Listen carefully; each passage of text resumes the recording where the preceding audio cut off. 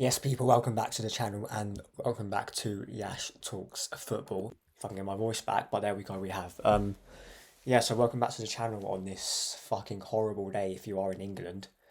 Absolutely pissing it down out there, but nevertheless, we are still going to do one little series called Euros Watch where we cover the past Euros matches like we will today and we preview the ones coming forward.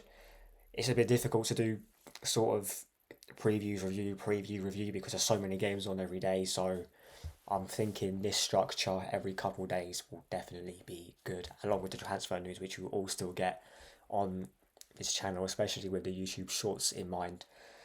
But yeah, before we do that, make sure you are like, sub, and sharing the content around. I'm not that far off 110 subs now, so let's get that going as quick as possible. Now, we're going to preview last night's game. Germany 5, Scotland 1.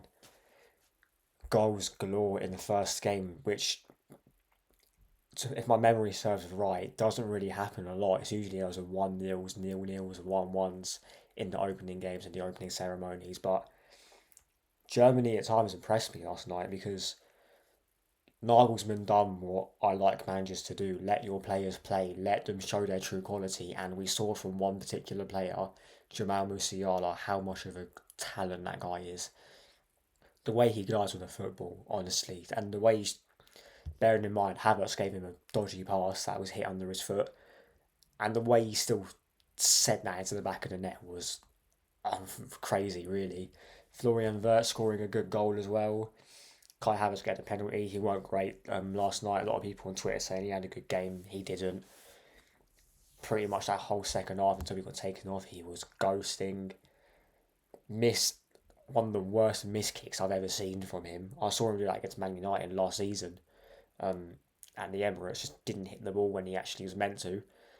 But lucky for him, his team were on fire, and Scotland were just awful. I mean, they were defending so deep they didn't even have a proper outlet up front. They had Che Adams, who I didn't even notice was playing at one point. I think that their main number 9 is out injured. I'm not sure who it is particularly. I think Ali McCoy's mentioned it on TV.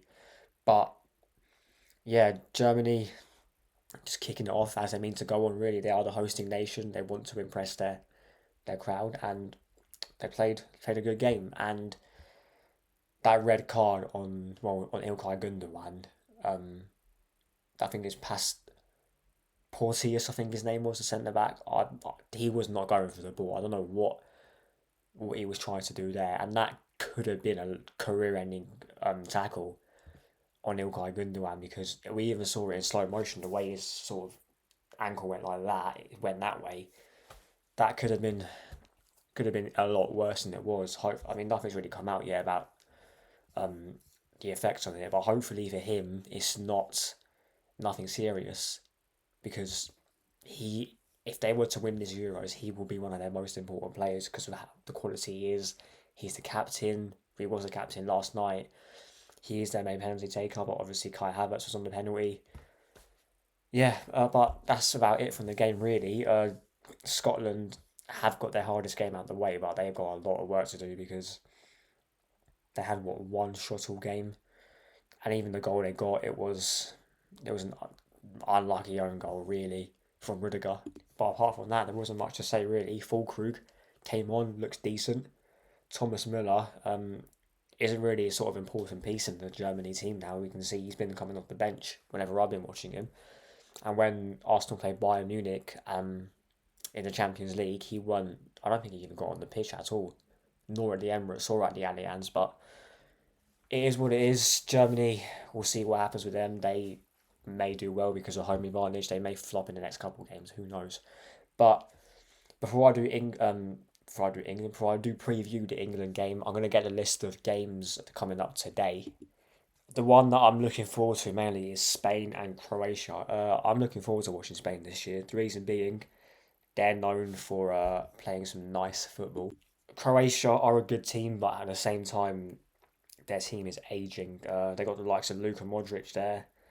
They've got quite a few players I can't really think on the top of my head, but in these tournaments they do go fairly far, and look, that group that Spain and Croatia in, that's going to be a tough group because they've got Spain, Croatia, Italy, and Albania. And Spalletti, who is the Italian coach, is a very good coach. So it'll be interesting to see how he plays against Albania, who he starts, because even their squad is fairly aging as well, really. They've got likes of Jorginho, I think, I don't know, I'm not sure if Bonucci and Chiellini is still there, or if they retired. Have to let me know in the comment section below, I can't really remember. But look, this will be an interesting day, and obviously tomorrow we've got Poland and Netherlands, Slovenia, Denmark, and the one that we're going to talk about now, Serbia and England. I think England will win this game, but the only person who can cock it up is none other than Gareth Southgate. The lineup I'm expecting tomorrow, I think it probably will be the same as he has been picking. Likes of Pickford will start. Trippier will probably be a right back. Kyle Walker will definitely be in the team. Foden will start. Saka, Kane. He won't. He's not going to pick players on form because if he was, Kyle Walker would not be here. Trippier would not be here. The fact he let down Maguire, will that help? Will that stop the way we play? Because we like to play fairly deep. Because Maguire, whenever Harry Maguire's there, he can't defend the high line really. It's going to be a boring game. We know this. England under Southgate have never ever played exciting football. The closest that we come to exciting football is when we've been slapping teams for goals, and even then, the football's been boring at times. But to be fair, in the last, what was it, the World Cup, we slapped, I think it was Iran or Tunisia, I can't really remember. We slapped them one game, and then the rest were an absolute drag. But I think we'll win, and I think we'll win 2-0. Serbia, if I'm not mistaken, I think Mitrovic is Serbian, so he'll be a sort of man to watch out for. I'm gonna double check that because I get it wrong. Yes, he is, and he will be a handful. So whoever's a centre back, sorry about that. Doorbell's done. Back to the video. Yeah, he will be a handful. But at the same time, we have Harry Kane, who is one of, if not the best strikers on the planet. So look, it'll be a tough game. But yeah, that's about it. Not much else to say. The other games, there'll be games every day, I'm pretty sure, throughout the group stages. But it'll be a good tournament. I'm excited to see what the football that the major teams that are playing, apart from England, because they're going to be boring as fuck. But yeah, make sure you are like, sub, and sharing the content around, and I'll see you lot in a bit.